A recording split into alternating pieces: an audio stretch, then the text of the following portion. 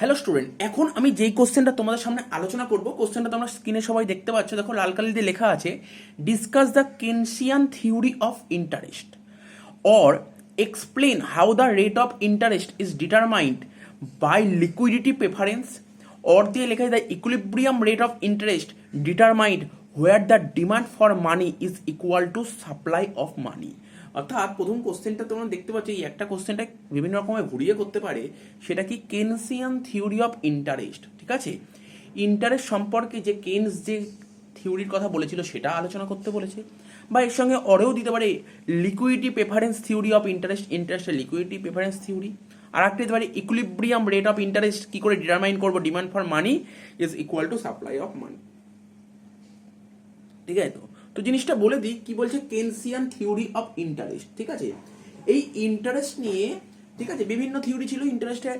New classical theory আছে, classical theory আছে, আবার কেনসিয়ান থিওরি আছে, ঠিক আছে। তো এখন আমাকে বলেছে ইন্টারেস্টের কোন থিওরিটা নিয়ে ডিসকাস করতে বলছে, কেনসিয়ান থিওরি, ঠিক আছে। তো তো ইকোনমিস্ট মানে মানে অর্থনীতিবিদ যাকে আমরা বলি, ইকোনমিস্ট জন মেইনার্ড কেইন্স, কি বললাম, জন মেইনার্ড কেইন্স, তার একটা বুক ছিল, সেই বুকটার নাম কি ছিল, the general theory of employment, interest and money, ঠিক আছে। তো সেই বইতে এই লিকুইডিটি থিওরির আলোচনা করেছে, ঠিক আছে, লিকুইডিটি প্রেফারেন্স থিওরির কথা বলেছে। তার মানে কি বললাম, ইকোনমিক্সের নাম কি ছিল, ইকোনমিক্সের নাম ছিল জন মেইনার্ড কেইন্স।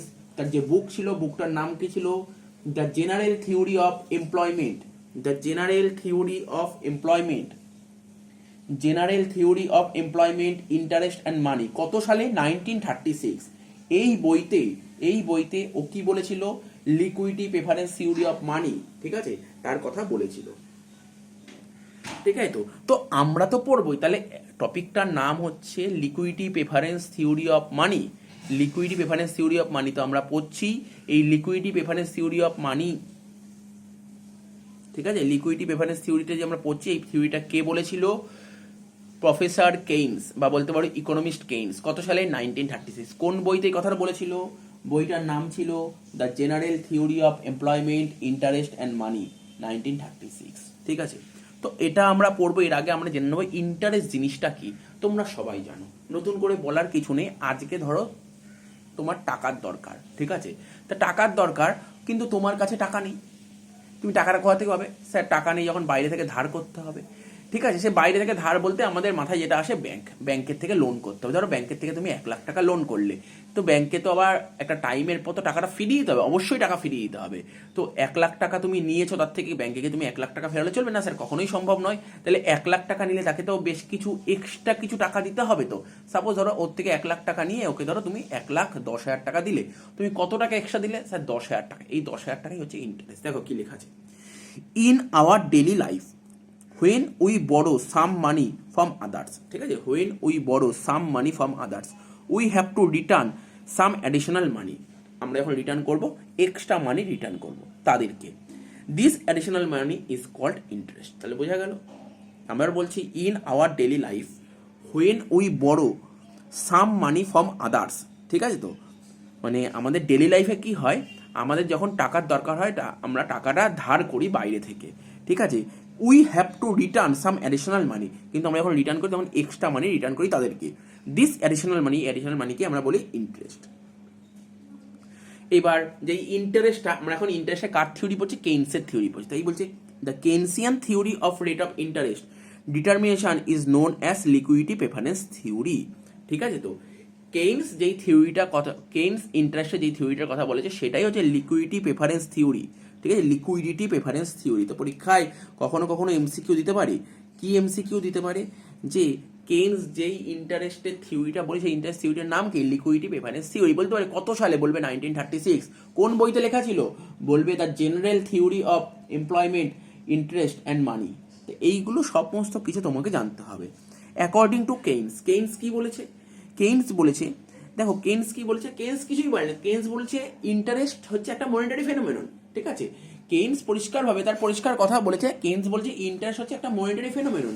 স্যার মনিটারি ফেনোমেনন মানে, কেইন্স বলছে সুদ হলো একটা নিছক আর্থিক ব্যাপার, মনিটারি ফেনোমেনন সুদ একটা নিছক আর্থিক ব্যাপার। আরও কি বলেছে, আর কি বলেছে, আমি এখানে লিখেছি, according to Lord Kaynes interest is the reward for parting with liquidity for a specified period. Interest is the রিয়ার্ড, interest হচ্ছে একটা রিয়ার্ড for parting with liquidity for a specified period. অর্থাৎ সুদ হলো কিছু সময়ের জন্য নগদ অর্থ ত্যাগ করার পুরস্কার। মানে ইন্টারেস্টটা কি, কিছুটা সময়ের জন্য, মানে যে তোমার মানি আছে, ক্যাশ মানি আছে, সেটাকে তোমাকে স্যাক্রিফাইস করতে হবে।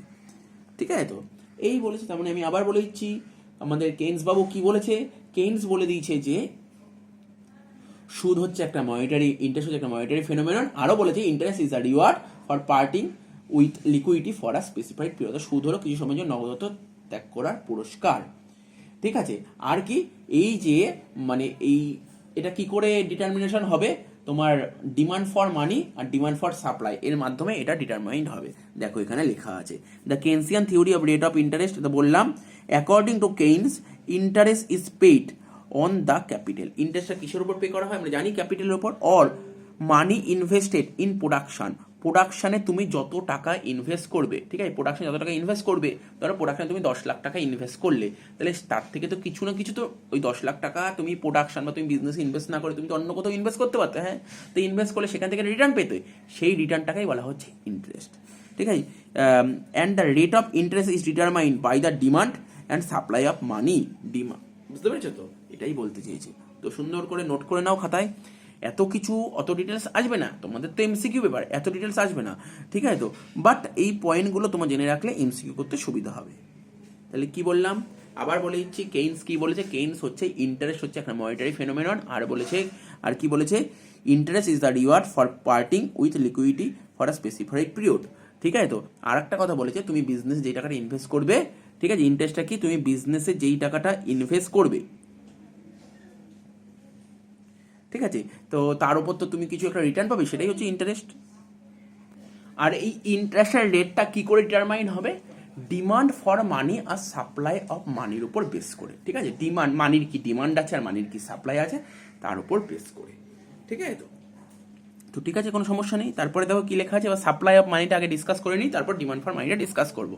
ঠিক আছে, তো supply of money, the money supply is determined by the monetary authority. তা আমাদের মানিকে সাপ্লাই করে, তো আমরা সবাই জানো মনিটারি অথরিটি, আমাদের মানি সাপ্লাই করে মনিটারি অথরিটি। আর মনিটারি অথরিটি কি, RBI, reserve bank of India. এমসিকিউতে খুব ইম্পর্টেন্ট, বলতে পারে আমাদের মানিকে সাপ্লাই করে। আরে তোমরা তো সবাই জানো নোট কোথায় তৈরি হয়, নোট তো আরবিআই তৈরি করে না। The monetary supply is determined by the monetary authority, that is RBI. The supply of money is independent. ঠিক আছে, মানির যে সাপ্লাইটা হয় না সেটা কিন্তু পুরোপুরি ইন্ডিপেন্ডেন্ট। ঠিক আছে, of the rate of interest. ঠিক আছে, of the rate of interest মানে মানিটা যে সাপ্লাই হয় সেটা পুরোপুরি independent of the rate of interest. ঠিক আছে, and even if the rate of interest increases or decreases, বলছে রেট অফ ইন্টারেস্ট বেড়ে যাক বা রেট অফ ইন্টারেস্ট কমে যাক, the supply of money remain the same. Supply of মানি কিন্তু পুরোপুরি সেম থাকবে। ইন্টারেস্ট তোমার বেড়ে যাক বা ইন্টারেস্ট অফ কমে যাক, সাপ্লাই অফ মানিতে কোনো চেঞ্জ হবে না, সাপ্লাই মানে ইন্ডিপেন্ডেন্ট, তাই না। তারপর বলেছে it is a verified state line. ঠিক আছে, এটা কেমন হয়, এটা কিন্তু এমসিকিউর জন্য খুব ইম্পর্টেন্ট। সাপ্লাই অফ মানি কেমন হবে, এটা পুরোপুরি স্টেট লাইন। দেখো দেখতে পাচ্ছ, এটা হচ্ছে এক্স ও ওয়াই একটা গ্রাফ, এক্স অ্যাক্সিসে সাপ্লাই অফ মানি আর ওয়াই অ্যাক্সিসে রেট অফ ইন্টারেস্ট। ঠিক আছে, তো দেখো M0 কেমন হয়েছে, দেখো পুরো বুঝতে পারছো, স্ট্রেট লাইন হয়েছে। M0 কেমন হয়েছে, স্ট্রেট লাইন। ঠিক আছে, সাপ্লাই অফ মানি কেমন হয়েছে, স্ট্রেট লাইন, বা তুমি বলতে পারো ওয়াই অ্যাক্সিসের প্যারালাল। ঠিক আছে, নোট করে নাও। আর একটা কথা বলছি, এই কোশ্চেনটা নতুন কিছু নয়, এই কোশ্চেনটা তোমরা ক্লাস 12-এ এই কোশ্চেনটা অলরেডি পড়ে এসছো, সবাই পড়ে এসছো, ইকোনমিক্সে ছিল ক্লাস 12-এ। তো সুতরাং নতুন কিছু না, এটা সবার জানা, সবার জানা এই কোশ্চেনটা। জাস্ট বলতে পারো একটা রিভিশন করছি। আর কি বলতে পারো, তোমরা যে আইএফএস ছিল, থার্ড সেমিস্টারে যে আইএফএস ছিল, সেখানেও এই কোশ্চেনটা ছিল, খুবই ইম্পর্টেন্ট কোশ্চেন। তো জাস্ট একবার এক ঝলক দেখে নিচ্ছি, রিভিশন করছো বলতে পারো। ডিমান্ড ফর মানি, এতক্ষণ সাপ্লাই অফ মানি বললাম, আর একটা ডিমান্ড ফর মানি বলি। বলছে পিপল লাইক হোল্ড মানি সাম অ্যামাউন্ট। ঠিক আছে, প্রতিটা মানুষই না নিজের হাতে টাকা রাখতে চায়। আরে সবাই কিন্তু সব টাকা ব্যাংকে রেখে দিতে চায় না, প্রতিটা মানুষই না কিছু টাকা নিজের হাতে রাখতে। স্যার কেন টাকা রাখবে, টাকা রেখে কি হবে? আরে তোমার দৈনন্দিন কাজ, তোমার ডেলি লাইফে প্রচুর টাকা লাগে। তুমি ধরো কোনো দোকানে ধরো একটা জিনিস কিনতে গেলে, তুমি কোনো দোকানে দাঁড়িয়ে একটা চা খেলে, আরে চা খেলে সেখানেও তুমি অনলাইন পেমেন্ট করবে, মানলাম চা খেতে গেলে অনলাইন পেমেন্ট হবে, কিন্তু এমন তো কোনো চায়ের দোকানে ঢুকেছো, ধরো তুমি একটা দোকানে গেলে একটা এক্লেয়ার্স লজেন খেলে 1 টাকা দামে, তো সেখানে তুমি অনলাইন পেমেন্ট করবে। আর সেই দোকানে পেমেন্ট নিল, সব দোকানে পেমেন্ট নাও নিতে পারে। তুমি একটা একদম পুরো প্রত্যন্ত এলাকায় চলে গেলে, একটা পুরো গ্রাম সাইড চলে গেলে, রুরাল এরিয়ায় চলে গেলে, সেখানে তো তোমার অনলাইন ট্রানজ্যাকশন নাও থাকতে পারে। সেক্ষেত্রে কি করতে হবে? আরে কিছু কিছু সময় না শুধু ওই অনলাইন ট্রানজ্যাকশন করলে হয় না, কিছু কিছু সময় কিছু কিছু সিচুয়েশনে তোমার কাছে কিন্তু ক্যাশ টাকাও রাখতে হয়। এখানে এটাই বলছে demand for money, people like to hold money some amount. ঠিক আছে, প্রতিটা মানুষ হাতে না কিছু টাকা ধরে রাখতে চায়। ঠিক আছে, এই যে ফর লিকুইডিটি ক্যাশ, প্রতিটা মানুষই হাতে কিছু না কিছু টাকা ধরে রাখতে চায়। কেন? This desire to hold liquid cash is known as liquidity preference. এটাকেই বলা হয় লিকুইডিটি প্রেফারেন্স। তাহলে কি বললাম বুঝতে পারছো তো? প্রতিটা মানুষই তার দৈনন্দিন কাজকর্ম করার জন্য কিছু টাকা ধরে রাখতে চায়, এটাই তো লিকুইডিটি প্রেফারেন্স। ঠিক আছে, প্রতিটা মানুষই কিছু না কিছু টাকা নিজের কাছে ধরে রাখতে চায় বা নিজের হাতে রেখে দিতে চায়। ঠিক আছে, আর এটাই হচ্ছে লিকুইডিটি প্রেফারেন্স। ঠিক আছে, তো বুঝতে পারলে, the demand for money arises from this liquidity preference. ঠিক আছে, according to Keynes people like to hold cash for 3 reason. মানে প্রতিটা মানুষের হাতে টাকা ধরে রাখতে চায় 3টে কারণের জন্য। কি কি? একটা ট্রানজ্যাকশন মোটিভ, একটা প্রিকশনারি মোটিভ, আর একটা স্পেকুলেটিভ মোটিভ। প্রথমটা কি বলছে? Transaction motive. ঠিক আছে, ট্রানজ্যাকশন মোটিভ জিনিসটা কি? দেখো, ডে টু ডে ট্রানজ্যাকশনের জন্য লোকে কিছু পরিমাণ ক্যাশ টাকা হাতে রেখে দিতে চায়। এই জন্য লোকে নগদ টাকা হাতে রাখতে চাইবে, তা নির্ভর করে কিসের ওপর? পার্টিকুলার সেই পার্সনের ইনকামের ওপর, এবং অন্যদিকে তার আর্নিং ক্যাপাসিটির ওপর। দেখো আবার বলছি, দেখো কি লেখা আছে একটু পড়ে নাও। ট্রানজ্যাকশন মোটিভটা বলছে people keep some money in hand from their daily transaction. ঠিক আছে, প্রতিটা মানুষ কিছু টাকা হাতে ধরে রাখতে চায় ডেলি ট্রানজ্যাকশনের জন্য। And the amount of money set apart for this purpose depend on income and general level of business activity. ঠিক আছে, লেভেল অফ কি বলছে? Purpose depend on income and general level of business activity. তাই তো বলছি, প্রতিটা মানুষই না ডেলি ট্রানজ্যাকশনের জন্য কিছু টাকা, কিছু ক্যাশ টাকা হাতে রেখে দিতে চায়, এবং সে কত টাকা হাতে রাখবে সেটা কিসের উপর ডিপেন্ড করবে? সেই ব্যক্তির ইনকাম কত তার উপর, এবং অন্যদিকে তার যে আর্নিংটা হচ্ছে তার টাইমের উপরও। ঠিক আছে, তো বোঝা গেল প্রথম পয়েন্টটা। সেকেন্ড পয়েন্ট বলছে precautionary motive. People like to keep liquid cash in hand to meet various type of emergency. দেখবে, ধরো কোনো বিপদ আপদ ঘটলে, তখন ধরো বাড়িতে ধরো কারোর কোনো শরীর খারাপ হয়েছে, তখন তোমার ব্যাংকে টাকা রেখে লাভ কি? সেই এমার্জেন্সি সিচুয়েশনে ধরো রাত 12টার সময় তোমার বেশ কিছু ক্যাশ টাকা লাগবে, তখন তুমি কোথায় পাবে? তখন কি তুমি ব্যাংকের থেকে তুলতে যাবে? অর্থাৎ কখনো যদি কোনো এমার্জেন্সি সিচুয়েশন হয়, তখনও তোমার ক্যাশ টাকা হাতে রাখতে হবে। বা ধরো তুমি কোনো একটা কারণে তোমাকে বাইরে যেতে হবে, বাইরে আউট স্টেশন তোমাকে যেতে হবে, তখন তোমার মিনিমাম ক্যাশ টাকা লাগবে, তুমি তখন ব্যাংকে যাবে টাকা তুলবে? নাও হতে পারে। তো এটাই বলছে এই যে আগেরটা কি করলাম? আগেরটা আমরা বললাম ট্রানজ্যাকশন মোটিভ। ঠিক আছে, নর্মাল ট্রানজ্যাকশন ছাড়াও কখনো কখনো এমার্জেন্সি সিচুয়েশনও তৈরি হতে পারে, যে কোনো বিপদ আসতে পারে, তারপর ইলনেস থাকতে পারে, অ্যাক্সিডেন্ট হতে পারে। এই সমস্ত জিনিসকে মোকাবিলা করার জন্য, ঠিক আছে, প্রিকশনারি হিসেবে লোকে কিছু পরিমাণ নগদ টাকা হাতে রাখতে চায়। ঠিক আছে, এটাই হচ্ছে তোমার প্রিকশনারি মোটিভ। কেইনস একে, ঠিক আছে, কেইনস একে প্রিকশনারি মোটিভ বলেই তোমার ডেসক্রাইব করেছে।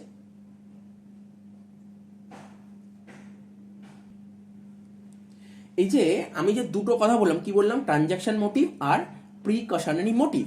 ঠিক আছে, এই যে দুটো মোটিভ কথা বললাম, তো এই দুটির জন্য যে মানে মানির যে ডিমান্ড ফর মানি যে ক্রিয়েট হচ্ছে, কেইনস একে অ্যাক্টিভ ব্যালেন্স বলেছে। আমি যে উপরে দুটো কথা বললাম, কি বললাম? ট্রানজ্যাকশন মোটিভ আর প্রিকশনারি মোটিভ। ঠিক আছে, এই দুটোর জন্য যে ডিমান্ড ফর মানি যে ক্রিয়েট হচ্ছে, কেইনস একে অ্যাক্টিভ ব্যালেন্স বলেছে। কেইনস একে কি বলেছে? অ্যাক্টিভ ব্যালেন্স বলেছে। আর এই অ্যাক্টিভ ব্যালেন্সের ডিমান্ডটা কি? এর অ্যাক্টিভ ব্যালেন্সের কিছু ডিমান্ড আছে তো, ঠিক আছে, যেটা কিনা পুরোপুরি ডিপেন্ড করে কিসের ওপর? মানে সোসাইটিতে যে ইনকাম আছে তার ওপর। দেখো, এটাকে আমরা এইভাবে ডেসক্রাইব করতে পারি, মানে পার্সনের ইনকাম যত ইনক্রিজ করবে, ঠিক আছে, ডিমান্ড ফর মানি তত ইনক্রিজ করবে। ইনকাম যত ডিক্রিজ করবে, ডিমান্ড ফর মানি ডিক্রিজ করবে। অর্থাৎ ইনকাম যত বাড়বে ডিমান্ড তত বাড়বে, ইনকাম যত কমবে ডিমান্ড তত কমবে। আর একটা বলেছে speculative motive for investing it in some gainful transaction. ঠিক আছে, ধরো কোনো জিনিসের দাম অচানক, মানে কি বলবো, মানে কোনো জিনিসের দাম হুট করে কমে গেল, ঠিক আছে, তো হুট করে যদি কমে যায় তখন তোমার কিনতে ইচ্ছা করতে পারে সেই জিনিসটা, কিন্তু হাতে যদি ক্যাশ টাকা না থাকে তুমি কিনবে কি করে? অর্থাৎ স্পেকুলেটিভ কারণের জন্য কিন্তু কখনো কখনো নগদ টাকা হাতে রাখতে হয়। এবার এখন আমরা কি পড়লাম, এটা আমরা পড়লাম, এবার এটা ডায়াগ্রামের আকারে দেখাই। ঠিক আছে, তো দেখো ভালো করে দেখো ডায়াগ্রামটা।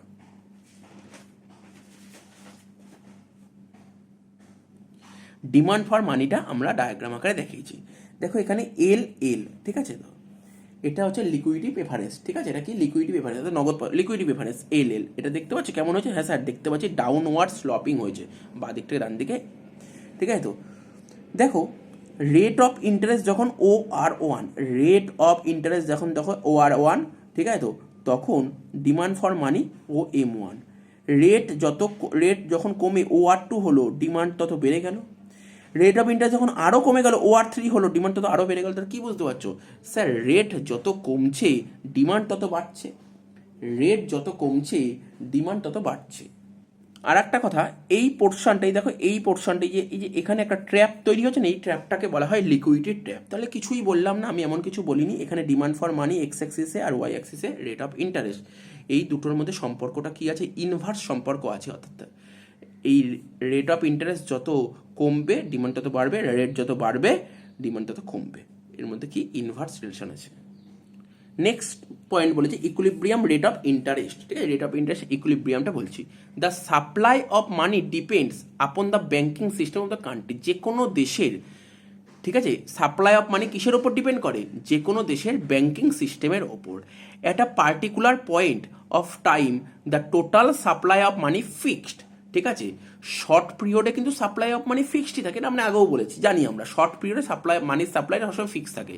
তো বলছে একটা particular point of time, particular point of time মানে একটা নির্দিষ্ট টাইমে বলতে পারো, total supply of money fix থাকবে।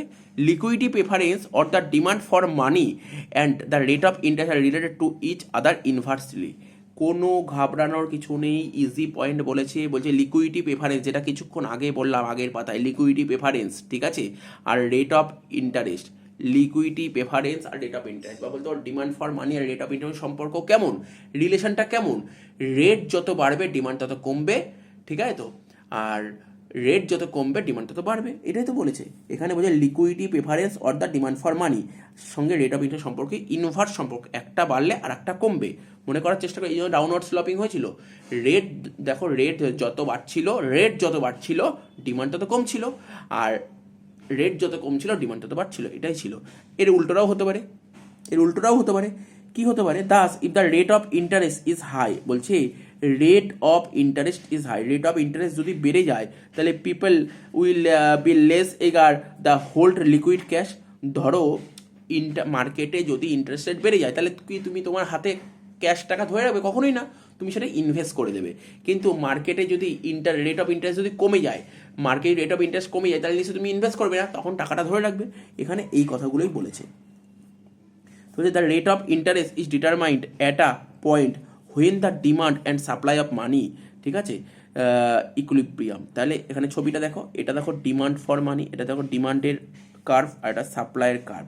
তো দুটো কোথায় কেটেছে মানে কোথায় ইন্টারসেক্ট করেছে? এই যে এই পয়েন্টটা, তাই না, এটা ডিডি আর এটা সাপ্লাই এসএম, ইন্টারসেক্ট করেছে কোথায়? এই পয়েন্টে, ঠিক আছে। তো এখানে রেট অফ ইন্টারেস্টের কোন পয়েন্টটাকে আমরা ইকুইলিব্রিয়াম বলবো? যেখানে এই দুটোকে ইন্টারসেক্ট করেছে। এই ছিল টপিক, ঠিক আছে। যদি এটা তোমার পরীক্ষায় তো তোমার সাবজেক্টিভ না, অর্থাৎ বড় কোশ্চেন, যদি বড় কোশ্চেন আসতো, এটা 8 নম্বরে আসতো, তখন তোমাকে এটা এত বড় ডিটেলসে লিখতে হতো। তো এত ডিটেলসে তো লেখার দরকার, জাস্ট পয়েন্টগুলো তোমাকে নোট করতে হবে, নোট করে তারপরে এমসিকিউতে কাজে লেগে যাবে। তো আশা করি বোঝা গেল। তো যারা ধরো বেঙ্গলি ভার্সন পড়ে, তাই বেঙ্গলি ভার্সনের নোটটাও যদি কারোর দরকার হয় বলবে, আমার কাছে অলরেডি ইউটিউবে ভিডিওটা আপলোড করা আছে, ঠিক আছে, সেটাও আমি দিয়ে দেবো।